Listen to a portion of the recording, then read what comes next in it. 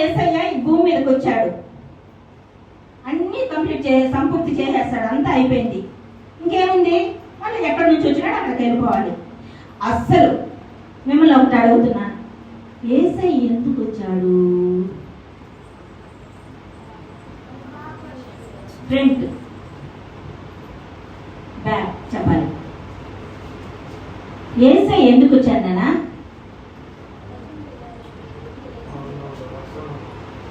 ఆయన ప్రియ కుమారుడు, ఒక్క కుమారుడైన యేసు ప్రభుల వారు, ఎంతో చల్లంగా ఉన్నటువంటి కుమారుడు, ఆయన ప్రియమైన కుమారుడు, ఎంత ఒక్కడికే, ఇంకెవరు లేరు వెనక ముందు. ఇంకా ఆహావోహం ఉండాలంటే ఎవరున్నాము? భూమి మీద మనం ఉన్నాం, అంతే కదా నాన్న? పరలోకంలో ఇంకెవరైనా ఉన్నారా? తండ్రి అయిన దేవాది దేవునికి ఏకైక ఒక కుమారుడే యేసు ప్రభుల వారు అక్కడ ఉన్నాడు. తండ్రి అయిన దేవుడు, ఆయన ప్రియ కుమారుడైన యేసయ్య, ఇంకెవరు లేరు. ఎవరన్నా ఉన్నారంటే దేవుని యొక్క దూతలు, వాళ్ళకి ఇచ్చినట్టు పనిలో ఉన్నారు, గవర్నమెంట్ వాళ్ళు కూడా వారికి ఏ పనులు ఒక చెప్పినారో ఆ పనులలో వాళ్ళు ఉన్నారు. పరిశుద్ధుడు పరిశుద్ధుడు పరిశుద్ధుడు పరిశుద్ధుడని ప్రతి గానములతో స్తుతిస్తూ ఉన్నారు వాళ్ళు. అయితే తండ్రి దగ్గర మాత్రము ఎవరు లేరు, ఆయన కుమారుడు మాత్రమే ఉంటాడు. ఎవరైనా ఉన్నామంటే, ఎవరున్నాము భూమి మీద? మనం ఉన్నాం. ఏదో ఆయనకి తెలివి లేకుండా మనల్ని నమ్మి, నా బిడ్డల కొరకు నేను భూమిని కలిగి చేసినాను కదా, నా బిడ్డల కొరకు సర్వాన్ని సమస్తాన్ని, భూ ప్రపంచంలో ఉన్నటువంటి ఈ సృష్టిలో ఉన్నటువంటి యావత్తు సమస్తము నా బిడ్డలకి ఇచ్చినాను కదా, కలుగు చేసినాను కదా, నా బిడ్డ అది తింటుంది, దీంతో ఆడుకుంటుంది, ఇలా పోతుంది, ఈ విధంగా ఉంటుంది. భూమి మీద నా బిడ్డని ఇక్కడ పెట్టేసి నేను ప్రతిరోజు వచ్చి నా బిడ్డతో ఆడుకోవాలి, మాట్లాడాలి, పోవాలి. ఎట్లా అనుకున్నాడో మన తండ్రి అయిన దేవాది దేవుడు, అంతే కదా నాన్న? అన్నాడు ఆదాము హవ్వతో, అట్టే కదా ఉన్నారు తండ్రి అయిన దేవాది దేవుడు. అందు నిమిత్తం మనం పంపిస్తే, మనల్ని నమ్మి పంపిస్తే నమ్మక ద్రోహం చేసేసాం. మనం ఏం చేసినాము? మన తండ్రి అయిన దేవాది దేవుడికి నమ్మక ద్రోహం చేసినాం. ఆయన హృదయాన్ని గాయపరిచినాం, బాధ పెట్టినాం. హృదయం నొచ్చుకునేటట్ల ఎందుకా నేను ఈ బిడ్డలు చేసినానా, చేయకుంటుంటే బాగున్నే మనం అనుకుంటుంటాం కదా అప్పుడప్పుడు. ఈ బిడ్డ వీడు నా కడుపును పుట్టుకుంటుంటే బాగున్నే. అలనాడు యేసు ప్రభుల వారు, నన్ను అప్పగింపబోతాడు మీలో ఒకడు, నన్ను అప్పగించు వానికి శ్రమ, ఒకవేళ ఈ భూమి మీద వాడు పుట్టుకుంటుంటే వానికి మేలాయను ఆయన ప్రియ కుమారుడు అనుకున్నట్టుగా తండ్రి అయిన దేవుడు కూడా అన్నాడు, అనుకున్నాడు. ఈ మనం అనుకుంటుంటాం కదా, ఈ బిడ్డ నన్ను కడుపులో పుట్టుకుంటుంటే బాగుండు, ఈ బిడ్డ పుట్టే బదులు ఒక రాయిన రప్పనక్కలు ఉంటే బాగుండు అనుకుంటుంటాం. మన బిడ్డలు చూసి అనేక సార్లు కదనైనా ఇక్కడ చాలా మంది తల్లిదండ్రులు ఉన్నారు. ఆ విధంగా ఆయన పరమ తండ్రి బాధపడతా ఉంటే ప్రియ కుమారుడు పక్కన ఉన్నాడు కదా, తండ్రి బాధను చూస్తూ ఉంటాడు కదా, ఉంటాడైనా నేను ఎట్ట ఊపితే అట్టు ఊపాలి, నేను ఏం పలికితే అది పలకాలి, అర్థమవుతుందా? ఆయన ప్రియ కుమారుడు చూస్తూ ఉంటాడు కదా.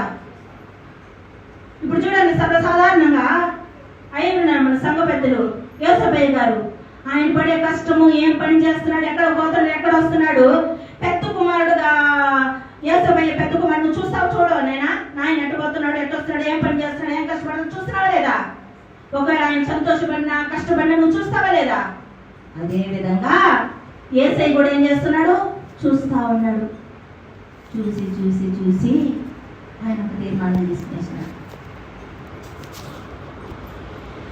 ఏం తీర్మానం? ఇప్పుడు మామూలు మనం ఇంట్లో కూడా ఎవరైనా చెడుగా ఉంటారు, పిల్లకాయలు ఇద్దరు ఉంటారు అనుకోనైనా సక్రంగా ఉండరు.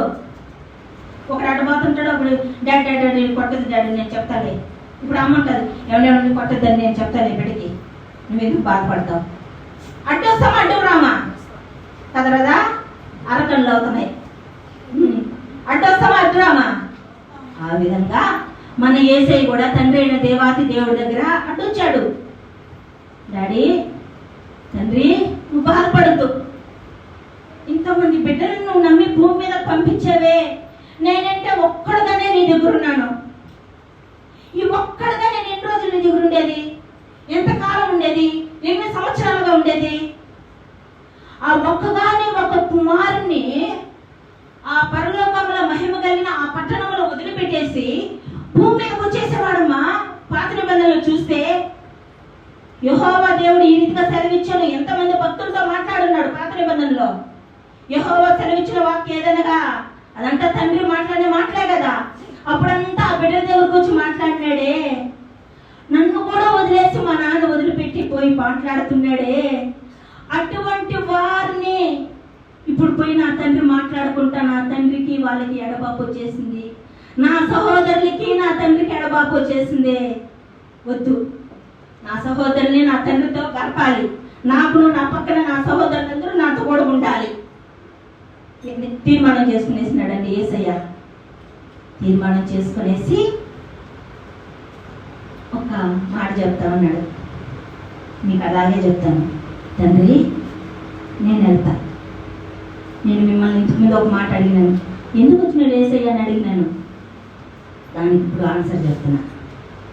తండ్రి నేను వెళ్తా, నేను పోయి నీకు ఏ ఏ బిడ్డలైతే దూరంగా ఉన్నారో, నీకు దూరమైనటువంటి నీ జనులను, నీ బిడ్డలను, నీ ప్రియమైన బిడ్డలను నీ దగ్గరకు చేస్తాను.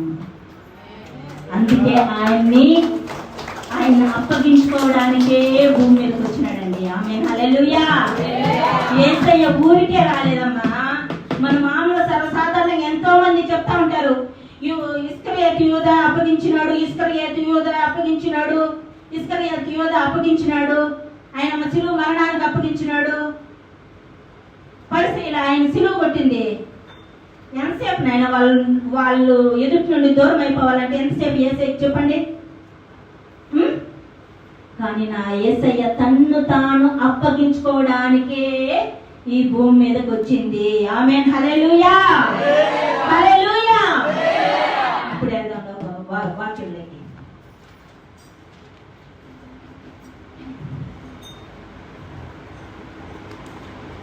యోహాను సువార్త 10వ అధ్యాయము 30వ వాక్యం.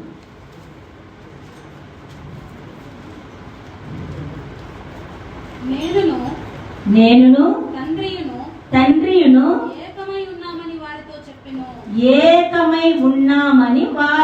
చెప్పెను. ఆమేన్, హల్లెలూయా. మాటమా ఏకమై ఉన్నామని వారితో ఎవరితో చెప్తున్నారంటే, అక్కడ ముందు వాక్యాలంతా చదివినామంటే అక్కడ కొంతమంది ఉన్నారు, పరిసయ్యులు, ధర్మశాస్త్రాన్ని తెలుసుకున్న వాళ్ళు, ఇంకా యేసు ప్రభుతో ఉన్నటువంటి శిష్యులు అనేక మంది ఉన్నారు. వాళ్ళకు ఒకడు చెప్తున్నాడు, అయ్యా నువ్వు వచ్చిన వాళ్ళందరూ వాళ్ళకు ఒక డౌట్, అసలు ఈయన ఎవరు వచ్చినాడు ఈ భూమి మీదకి? ఏం వచ్చినాడు? వచ్చి అసలు దేనికి వచ్చినాడు వాళ్ళకి తెలియలే. అయితే ఈరోజు మనకు తెలుస్తా ఉంది, వాళ్ళకి తెలియదు దేనికి వచ్చినాడని. వచ్చినాడు, వాళ్ళకి తెలిసిందంటే ఏంటో తెలుసా? రోగులను స్వస్థపరిచింది, దయ్యాలను వెళ్ళగొట్టింది, చనిపోయిన వాళ్ళని లేపింది, పక్షవాయువు కలిగినటువంటి వారిని స్వస్థపరిచింది. ఇంకా వాళ్ళ అరణ్యంలో, సుబ్రత్నమ్మ అరణ్యంలో దేవుని వాక్యాన్ని వింటా ఆహారం లేకుండా ఉంటే వాళ్ళకి రొట్టెలను 5 రొట్టెలు 2 చేపలు ఆశీర్వదించి వాళ్ళకి తృప్తిగా కడుపు నిండేట్టుగా ఆహారం పెట్టింది. ఇంకా మంచి నీటిని ద్రాక్ష రసంగా మార్చింది. ఇటువంటి అద్భుత కార్యాలు చేసింది మాత్రమే ఆయనలో చూసినారు. అసలు ఈయన ఎందుకు వచ్చినాడు, ఈయన ఏం చేస్తాడు, ఇస్తాడు, ఈయన ఎవరు, ఈ విధాలు చూసినారు. కానీ అసలైన కథ వాళ్ళు తెలుసుకున్నారు, చెప్పినాడు, కానీ వాళ్ళకు బోధపడలేదు, వాళ్ళు ఆ మాటను పట్టించుకోలేదు. దేని కొరకు వచ్చాడంటే ఇవన్నీ చేస్తున్నటువంటి ఇన్ని చూస్తున్నారే కానీ అసలు యేసు ప్రభులు వారి భూమి మీదకి తండ్రి దేవాతి దేవుడి దగ్గర సెలవు అందుకొని ఈ భూమి మీదకి ఎందుకు వచ్చినారంటే మొట్టమొదటి మాట మనల్ని పాపముల నుంచి విడిపించబడ్డానికి తను తాను అప్పగించుకోవడానికి వచ్చాడండి. ఆమేన్, హల్లెలూయా. మన యొక్క పాపముల నుంచి విడిపించబడి మనలను పరిశుద్ధపరచడానికి ఆయన అప్పగించుకోవడానికి వచ్చాడు. మరి అంతేకాదు దేవుని బిడ్డలారా, మన అపరాధములు, రాత్రి జరిగింది మాకు ఈ వాక్యం, మన యొక్క అపరాధములు ఆయన మీద వేసుకొని మనలో ఉన్నటువంటి అపరాధాలు కానీ, దోషాలు కానీ, చెడు కానీ ఏది ఉన్నా అవన్నిటిని తుడిచివేసి పరిశుద్ధపరచడానికి ఆయన అప్పగించుకోవడానికి వచ్చినాడండి. మరి అంతేకాదు, పాపం అనేది ఒక మురికి గుంట, ఒక ఊబి, భయంకరమైన రోత జీవితము. ఇప్పుడు చూడండి, మనం ఇప్పుడు పాపం అనేది ఒక ఊబి లాంటిది. ఎటువంటిదంటే అది రోతకరమైన జీవితం. అనేక మంది పాపం చేస్తూ ఉంటారు. కొంతమంది మనల్ని చూస్తుంటారు, ఇది మంచిగా దాని పక్కకు పోయినా కూడా దాంట్లో ఉండేదంతా నాకు అనుకుంటాం నేనా వాళ్ళకి చేరినా కూడా మనకు అది వస్తుంది అనుకుంటాం అని ఆ యొక్క మురికికరమైన జీవితాన్ని, ఆ రోతకరమైన జీవితాన్ని ఆయన మీద వేసుకొని మనలను ఒక పరిమళ వాసనగా, అనేకులకు ఒక సువాసనను వెదజల్లే క్రైస్తవ బిడ్డలుగా చేయడానికి ఆయన భూమి మీదకి వచ్చినాడండి. ఆమేన్, హల్లెలూయా. అలనాడు యేసయ్య అలనాడు యేసయ్య అప్పగించుకోవడానికి భూమి మీదకి రాలేదనుకో, మన పాపం పోయిండు. అలనాడు యేసయ్య శిలువ మరణము పొందుకొని లేదనుకో, మనలో ఉన్న అపరాధం పోయిండదు. అలనాడు యేసయ్య శిలువ మరణాన్ని పొందుకొని మరణించకపోయింటే మనలో ఉన్న ఈ రోత జీవితంపై రక్షణ అనేది వచ్చుండదు. అనేకులకు ఒక సువాసన ఇచ్చే బిడ్డలుగా మనం మార్చబడి ఉన్నాము. అనేకులకు ఒక వెలుగుగా మనం మార్చబడి ఉన్నాం దేవుని బిడ్డలారా. అందుకు మనం పొందుకోబోతున్న శిక్షను ఆయన మీద వేసుకోవడానికి, ఆ శిక్ష నుండి మనల్ని తప్పించడానికి ఈ భూమి మీదకి వచ్చినాడు. ఈ భూమి మీదకి ఆ శిక్షను ఆయన వేసుకొని తను తాను అప్పగించుకోవడానికి ఈ భూమి మీదకి వచ్చినాడండి. హల్లెలూయా. వచ్చి అప్పుడు మాట చెప్తున్నాడు, వచ్చినాను నేను శిలువ మరణించడానికి, మిమ్మల్ని రక్షించడానికి వచ్చాను. ఇప్పుడు తెలుసుకోనరా మీరు ఎట్టా మిమ్మల్ని రక్షించుకోతాను తెలుసా? నేనైతే చనిపోతాను, మళ్ళా 3వ దినం లేస్తాను. అది ఎట్లా లేస్తాను? ఎందుకంటే నాలో ఒకరున్నారు. ఎవరు? నా తండ్రి అయిన దేవుడు, నేను, ఇద్దరు ఏకమై ఉన్నాము. నేను సింగిల్ గా లేను. నా తండ్రి అయిన దేవుడు నాలో, నేను నా తండ్రి అయిన దేవుడిలో ఏకమై ఉన్నాము. మరి ఇంకొకసారి ఒక మాట చెప్తాం, నేను నా తండ్రిను ఏకమై ఉన్నామని వారితో చెప్పినాడు. ఇందుకొరకనైనా నేను వచ్చిండేది, నేను విడిగా ఉండలేదు. నా తండ్రి అయిన దేవాతి దేవుడు యెహోవా దేవుని గురించి మీరు విన్నారు కదా, ఆయన ప్రియకుమారుని నేను, ఆయన్ని నేను ఎప్పుడు మేము ఏకమై ఉన్నాము. ఆయనకి నాకు ఎప్పుడు కూడా ఎడబాపు అనేది రాదు. మాలో ఎటువంటి ఎడబాపడ అనేది లేదు. ఎప్పుడు కూడా ఆయన హత్తుకొనే ఉంటాను. ఎప్పుడు నేను ఆయనతో మాట్లాడుతూనే ఉన్నాను. ఆయన గురించి అనేక జనులకు ప్రకటిస్తూనే ఉన్నాను. ఉన్నాడా లేదా యేసయ్య? శిలువ మరణానికి ముందు ప్రతిరోజు ఆయన ప్రార్థన చేసే వ్యక్తేనా? ఎడతెగకుండా ప్రార్థన చేస్తా ఉన్నాడా లేదమ్మా? ప్రతిరోజు తండ్రి అయిన దేవుని యొక్క మాటలు, అంటే పరలోక రాజ్యముతో ఉన్నటువంటి పరలోక రాజ్యానికి వెళ్ళగలిగినటువంటి మాటలు, తండ్రి అయిన వాక్యాన్ని, తండ్రిని గురించి అనేకులకు తెలియపరుస్తా ఉన్నాడా లేదా? తెలియపరుస్తున్నాడా లేదా? ఎక్కడన్నా పోయి ఏదన్నా ఒక మూడు చూసుకొని పడుకునేనాడా? ఉన్నాడు కదా, తండ్రి పనిలోనే ఉన్నాడు కదా. ఇప్పుడు నా తండ్రి నేను ఏకమై ఉన్నామయ్యా, ఉండి ఇప్పుడు నేను చివరి ఘట్టంలోకి వచ్చిన్నాను. ఏకమై ఉండి ఈ చివరి ఈ 6వ మాట ఆ బిడ్డ చెప్పినట్టుగా, నా తండ్రి నేను ఏకమై ఉన్నాను కనుక సమస్తము సమాప్తం చేసేసినాను. ఆమేన్, హల్లెలూయా. సమాప్తం చేసేసి నేను ఎక్కడి నుండి వచ్చినానో అక్కడికి నేను తిరిగి వెళ్ళబోతున్నాను. కింద వాక్యం చూసుకుందాం. ప్రియ దేవుని బిడ్డలారా, నేను ఎక్కడి నుండి వచ్చినానో తిరిగి అక్కడికి వెళ్తాను. అదే అధ్యాయంలో, నేను 10వ అధ్యాయంలో యోహాను సువార్తలో ఇంతలోకి వెళ్ళదు. యోహాను సువార్తలో 10వ అధ్యాయంలో 17వ వాక్యం నేను చదవండి. నేను 17, 18 ఈ 2 మాటల వరకే చదవండి. నేను దాన్ని మరలా తీసుకున్నట్లు నా ప్రాణము పెట్టుచున్నాను. ఇందువలననే నా తండ్రి నన్ను ప్రేమించుచున్నాడు. ఎవడును నా ప్రాణం తీసుకొనడు, నా అంతట నేనే దాన్ని పెట్టుచున్నాను. దాన్ని పెట్టుటకు నాకు అధికారము కలదు, దాన్ని తిరిగి తీసుకొనుటకును నాకు అధికారము కలదు. నా తండ్రి వలన ఈ ఆజ్ఞ పొందితిన నేను. ఆమేన్. హల్లెలూయా, హల్లెలూయా. మీరు అనుకోవచ్చు, నాయనా ఎవరో నన్ను ఈ జనులంతా సిలువేయండి, సిలువ మరణం వేయండి అని కేకలేశారు కదా.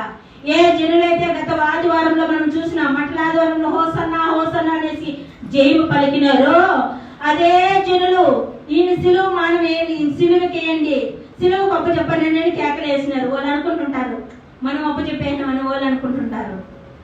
అదే విధంగా ఇస్కరియోతు యూదా అనుకుంటుంటాడు, ఏమని, నేను ఈయన్ని అప్పగించేసిన, నేను ఇస్కరియోతు యూదా అనుకుంటుంటాడు. మళ్ళీ అదే రీతిగా శాస్త్రులు, పరిసయ్యులు, సద్దుకయ్యులు, ధర్మశాస్త్ర ఉపదేశకులు చాలా మంది ఉన్నారు కదా. దేవదోషం చేస్తున్నాడు వీడు, వీడిని సిలువ మరణం ఉండాలి, సిలువ మరణం ఉండేటట్లుగా సిలువకేయండి అనేసి వీళ్ళందరూ అనుకుంటుంటారు. మీరందరూ నన్ను సిలువ మరణానికి అప్పచెప్పలేదయ్యా, నా అంతటి నేనే మరణమందు పోచున్నాను. ఎందుకో తెలుసా, నా తండ్రి దగ్గర నేను సెలవించుకొని వచ్చినాను. నీ పని నేను చేస్తాను ప్రభువా, నీ బిడ్డలందరూ నీ దగ్గర చేస్తాననేసి. అయితే నా పని అంతా ముగించేసినాను. ఎక్కడి నుంచి వచ్చినా మళ్ళీ నేను తిరిగి అక్కడికి వెళ్ళిపోతాను. మీ దగ్గరనేనా, నా పని పూర్తి అయిపోయింది, నేను వచ్చిన పని అయిపోయింది, నేను మరలా వెళ్ళిపోబోతున్నాను. వెళ్ళిపోవడానికి ఆ అధికారం ఎవరి దగ్గర నుంచి పొందుకున్నాను తెలుసా, నా తండ్రి దగ్గర నుంచి నేను పొందుకున్నాను. నాలో నా ప్రాణము దాన్ని పెట్టడానికి, తిరిగి తీసుకోవడానికి నాకు అధికారం నా తండ్రి ఇచ్చేసినాడు. ఆమేన్, హల్లెలూయా. ఆ ఆజ్ఞను పొందుకొని వచ్చినాడండి యేసు ప్రభువు వారు. ప్రియ దేవుని బిడ్డలారా, ఈ రోజు దేవుని యొక్క వాక్యాన్ని దేవుని నమ్ముకున్న తర్వాత, ఈ రక్షణ పొందుకున్న తర్వాత ఈ యొక్క సిలువ ధ్యానాలు అంటే కొంతమంది కొన్ని సంఘాలలో 40 రోజులు సిలువ ధ్యానాలు జరుగుతాయి. మన సంఘంలో కూడా జరుగుతూ ఉండింది. అప్పుడు అక్కడ కొంచెం ఆటంకాల వల్ల ఆపేశాం. అయితే ఈ యొక్క గుడ్ ఫ్రైడేకి ప్రతి సంవత్సరము ఈ సిలువలో పలికినట్టు 7 మాటలు మనం ధ్యానించుకుంటూ వస్తున్నాం, వింటా వస్తున్నాం. అయితే నువ్వు ఎక్కడి నుంచి వచ్చినావో అదైతే తెలుసుకుంటున్నావు. అనేక సార్లు తండ్రి దగ్గర నుంచి నేను వచ్చినానంట ఈ భూమి మీదకి, యెహోవా దేవుడు నాకంటూ ఒక తండ్రి ఉన్నాడట, ఆ తండ్రి దగ్గర నుంచి నేను వచ్చాను, అది మాత్రం తెలుసుకుంటున్నావు. అయితే యేసు ప్రభువు వారు ఏ రీతిగా అయితే వచ్చిన పనిని సంపూర్తి చేసుకొని నా తండ్రి దగ్గరికి నేను వెళ్ళడానికి నా తండ్రి నాకు ఆజ్ఞించేసినాడు, అధికారం ఇచ్చేసినాడు. అయితే నేను కూడా నా యేసు ప్రభువు మార్గం కూడా మళ్ళా నా తండ్రి దగ్గరికి నేను వెళ్ళాలి అన్నటువంటి ఆజ్ఞను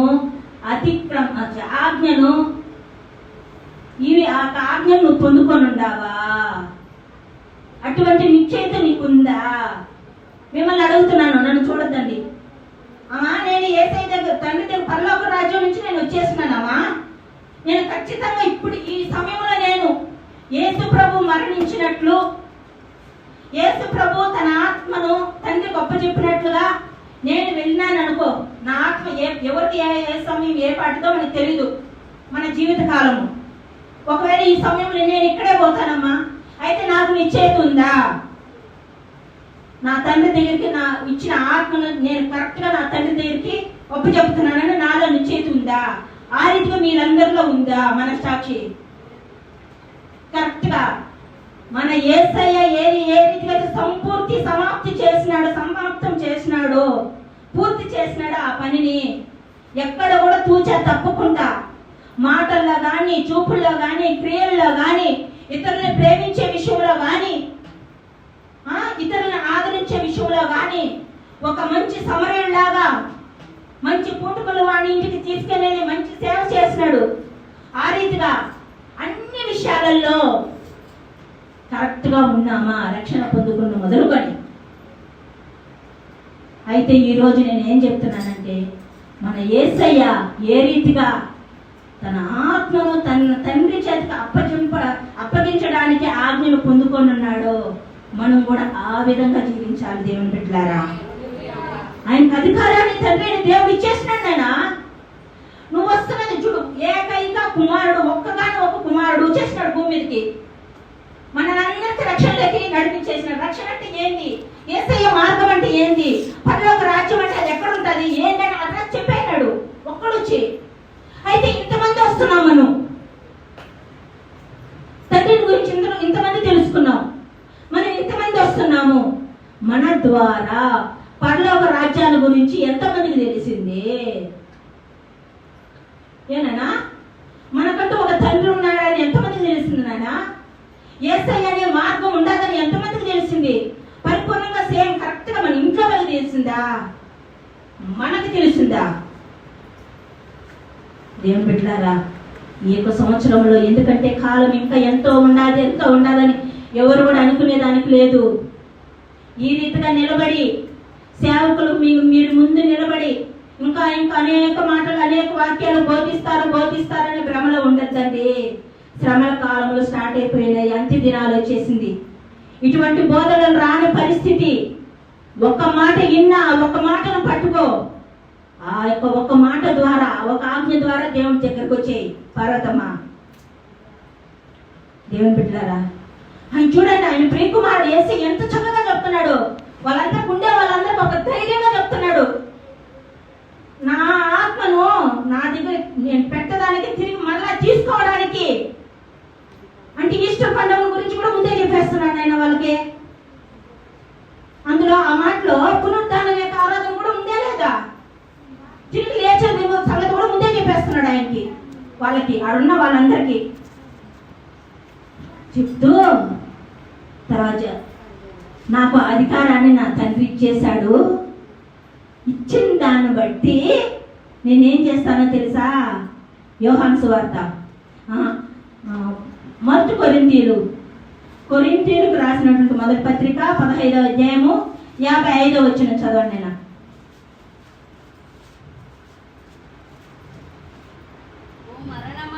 ఓ మరణమా నీ విజయం ఎక్కడా, ఓ మరణమా నీ ముల్లెక్కడా. చదువు. మరణపు ముళ్ళు పాపము, పాపమునకున్న బలము ధర్మశాస్త్రమే. ఆమేన్, హల్లెలూయా. ప్రియ దేవుని బిడ్డలారా, ఇక్కడ ఈ వాక్యంలో మనం ఏం చేస్తున్నాం తెలుసా? ఆయన ఆజ్ఞ పొందుకొని ఉన్నాడు గనుక మరణంతోనే సవాల్ విసురుతున్నాడండి నా యేసయ్య. ఓ మరణమా నీ ముళ్ళెక్కడా? వీలైతే నేను నా ద్వారా యేసయ్యకు మరణం వస్తా ఉంది, సిలువకి ఎక్కిచ్చేసినాము, మరణాన్ని గొప్ప చెప్పినాము అని వీళ్ళు అనుకుంటున్నారు. ఆ మరణంతోనే సాయం చేస్తున్నాడు నా యేసయ్య. ఓ మరణమా నీ ముళ్ళెక్కడా? ఓ మరణమా నా దగ్గర నువ్వు విజయాన్ని పొందుకోలేవు. నేను ఇదేం చేస్తున్నాను తెలుసా? పాపమునకు విజయము, పాపమునకు చదుమా,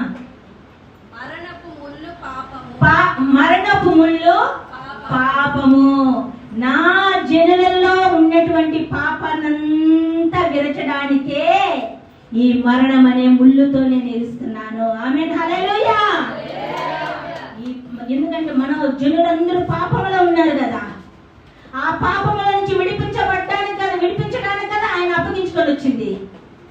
ఆ పాపం అనే ముళ్ళు ప్రతి ఒక్కరిలో ఈ సర్వ మానవాల్లో ఉన్నటువంటి ప్రతి మనుషుల్లో ఉన్నటువంటి పాపం అనే ముళ్ళను మన యేసు ప్రభుల వారు విరిచాడు మరణం ద్వారా. ఆమేన్, హల్లెలూయా.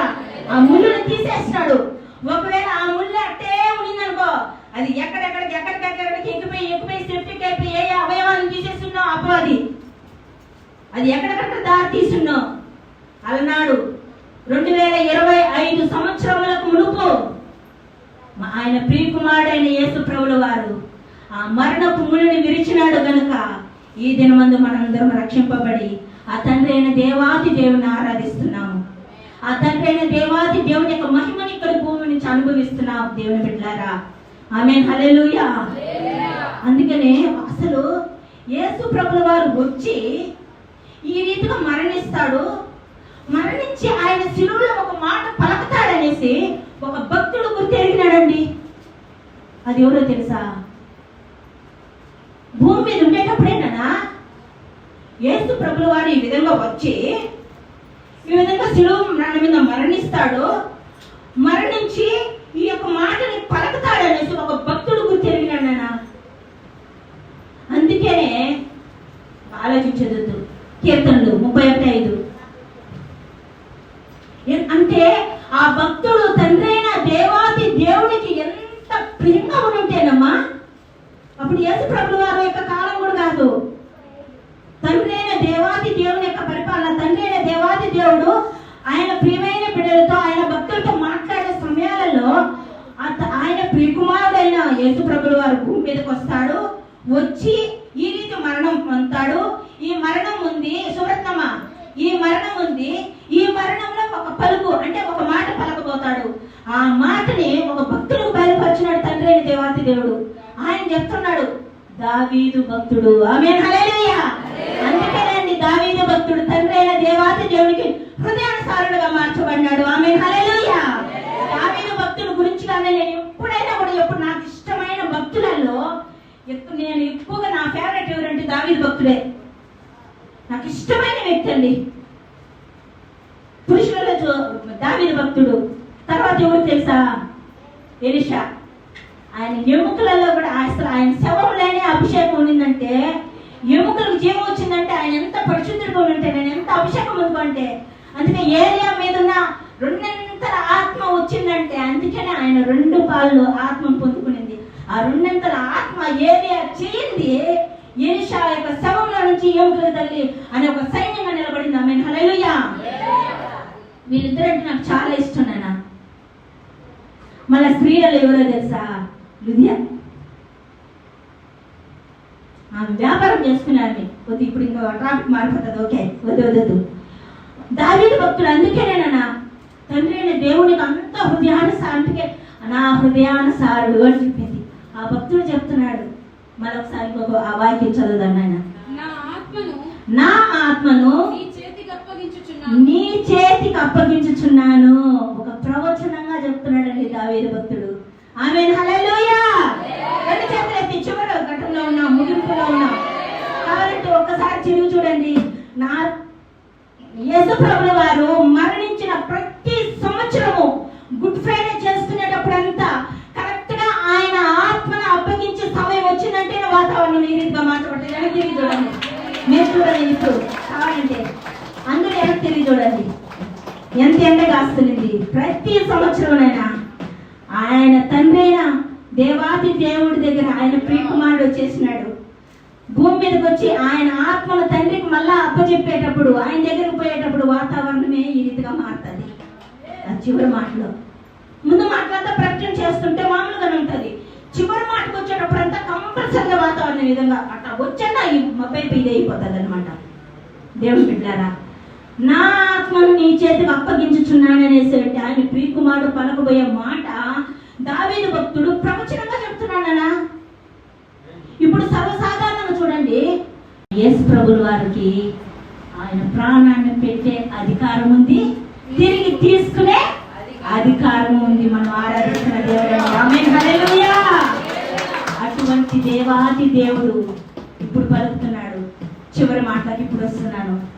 లూకాసు వార్త 23వ అధ్యాయము 46వ వచనం. అప్పుడు యేసు గొప్ప శబ్దంతో కేక వేసి తండ్రి నీ చేతికి నా ఆత్మను అప్పగించుకొనుచున్నాను. పూర్తిగా చదువుమా.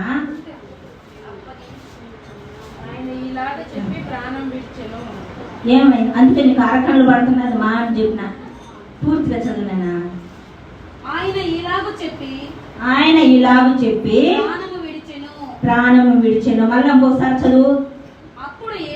అప్పుడు యేసు గొప్ప శబ్దంతో కేక వేసి తండ్రి నీ చేతికి నా ఆత్మను అప్పగించుకొనుచున్నాను అనెను. ఆయన ఇలాగు చెప్పి ప్రాణము విడిచెను. ఆమేన్, హల్లెలూయా. ప్రియ దేవుని బిడ్డలారా, ఇప్పుడు ఎలా వచ్చింది నాన్న? గొప్ప శబ్దమా, గొప్ప కేక, గొప్ప శబ్దం ఎట్టొచ్చింది? వచ్చుంటది మనకైతే, వచ్చుంటదా? ఎందుకు గొప్ప శబ్దం వచ్చుంటుంది చెప్పండి?